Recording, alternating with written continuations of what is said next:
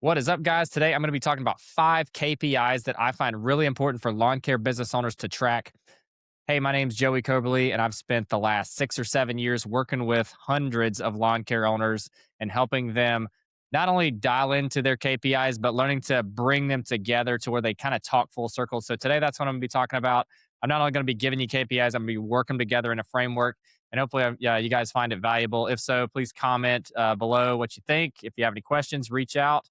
And all right, let's dive in. So, number one, my favorite KPI to track is gross margin. And the main point being is I have a background in investing, and so I like to try to find companies that are investable, or at least in the past I did. Now, so I'm more interested in helping small business owners discover their profitability. But when I was really heavily investing in stocks, I would monitor gross margin really closely. And what that is an efficiency metric, and it's also a metric that allows you to scale. So if I'm going to break that down, we have to understand what gross margin even is. So gross margin is where you take your revenue, you subtract your cost of goods, and then you divide it by your revenue.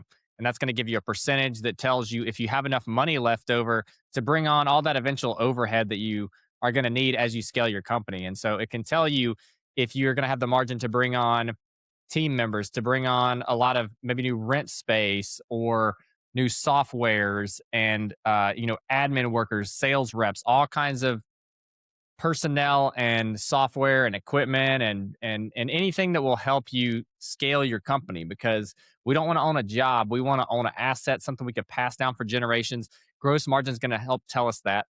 And so the main things that I like to know about gross margin is, what's it telling us about our route density? What's it telling us about how efficient we are on the labor side of things? So if your route density is bad, it's going to show up in your gross margin.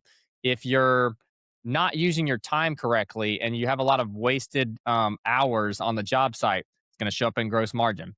So it's probably my favorite one. I work with it. I think it's really important to dial it in as early as possible. So I help many companies that are, heck, even under 150,000, determine what your gross margin is so that we know that we have the capability to scale and buy back our time and be as free as possible when we start stepping out of our company. So that's the name of the game: moving our job into something we can step out of, and then where it becomes an asset that works for us, and we generate passive income from it. Right. Next up, we have overhead. And if many of us use the word overhead. I hear it used in the wrong context a lot of times. What it is it's whatever's kind of entropying on you over time. So if you just let it sit there, it's a cost. It's just a cost that keeps accruing. So you need to bring in your cost of goods, all the things that we just talked about that are inside of gross margin, in order to make that overhead actually work for us rather than suck time from us, if that makes sense. It's a fixed cost. So overhead is a fixed cost. Cost of goods, everything that's inside of gross margin, is a variable cost. And what I see many mistakes happen with overhead is guys will try to cut their cost rather than have their costs work for them, or they'll think that their overhead's too high. For example, industry averages for lawn care is like 40%. If they see it 45%, they start freaking out. I'm like, hold up. There's not actually a problem with your overhead. You need to generate more revenue to make that overhead go down, because that's a percentage of your revenue. So think about it this way: you've got fixed costs or overhead of, let's say, 5,000 a month. If you're generating 8,000, your overhead's still 5,000. But if you start generating 12,000 and your overhead's still the same, that percentage drops from you making more revenue, not from you cutting costs. So cutting costs is fine. You don't want to have all these subscriptions and software that you don't need. But most of the time, your problem in lawn care is not your overhead. It's your efficiencies, your time management, your route density inside of your business, rather than some of these costs that start accruing, because costs can actually benefit you.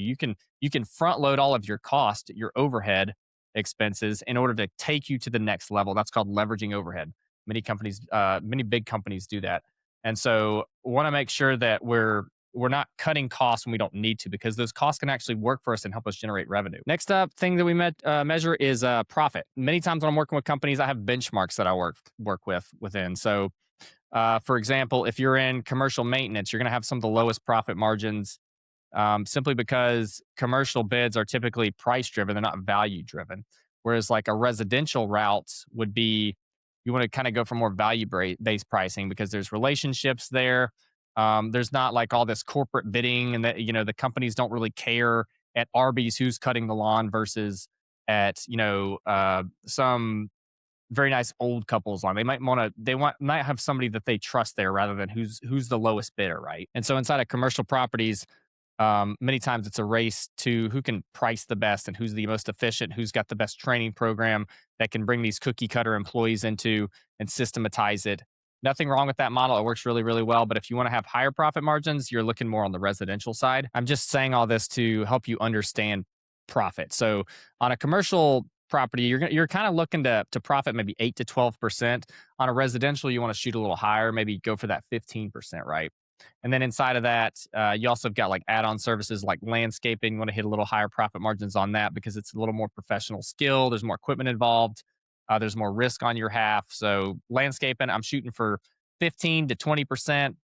And then as the skills to do the job increases and the risk increases, you're going to shoot for higher profit margins, like let's say hardscaping or lawn application, something that's higher level. I typically try to shoot for that 20 to 25% range in that. I say all this because we need to establish benchmarks for profitability before we can say if we're doing good or bad and make corrections off of that. So, for example, if you're residential maintenance and you're hitting 8%, that's okay, but maybe you're only shooting for 8% because you heard some guy that does commercial maintenance is hitting 8%, and that's good. So for you, that would be bad. For him, that would be good because he's in the benchmarks that I just gave out. Whereas for you, you need to try and hit a little higher. Like you're doing higher quality or more value based work, and you need to shoot for a little higher profit margins that you could actually hit, that people will actually pay for.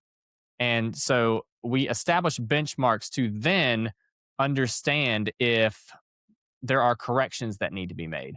So if I see you at residential maintenance doing 8%, my alarms immediately go off and say, not alarms per se, but could we do better here? And let's dive into the statements to see if what we could correct and adjust to make sure that we're hitting that benchmark, that high standard of 15%, right? Once we've dived into our statements and have made corrections over time, getting that profitability where it needs to be, then we need to know if we're actually using our profits to help grow the company, because you can have good profits but then not really know how to invest into your company to take it to the next level. I see that quite often because let's say that you have a highly profitable company and it's like you and a couple other guys. Well, when you step out and you're not there, your profitability is going to drop because maybe you didn't create standard operating procedures. Maybe you're not a good leader. Maybe you're not good at managing a bunch of people.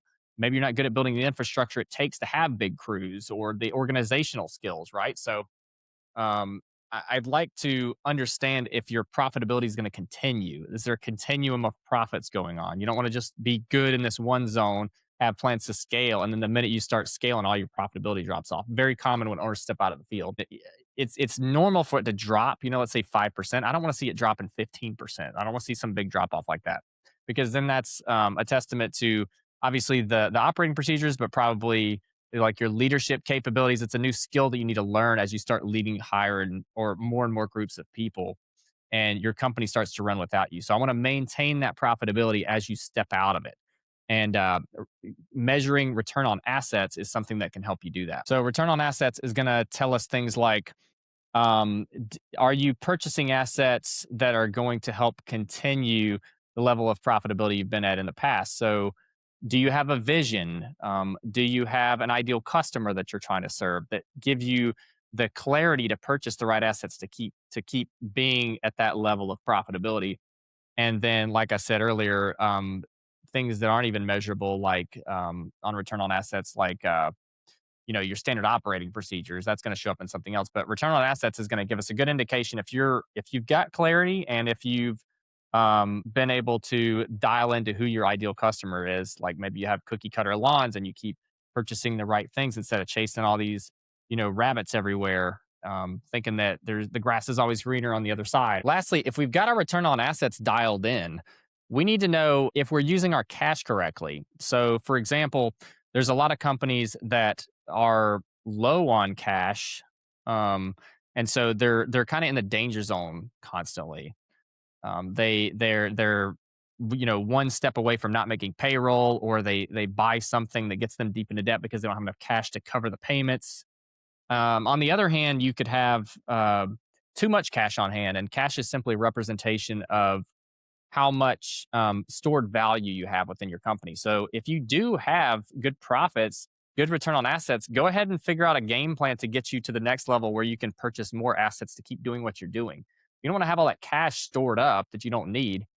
And there are benchmarks to know if you're within the good standard of, do I have the right amount of cash relative to the assets that I'm purchasing? So hopefully, this video helped you think kind of full circle in some of the KPIs that we follow here at Lawn Care Launch. If you're interested in tracking some of these numbers, maybe you've never even heard of half of what I'm talking about.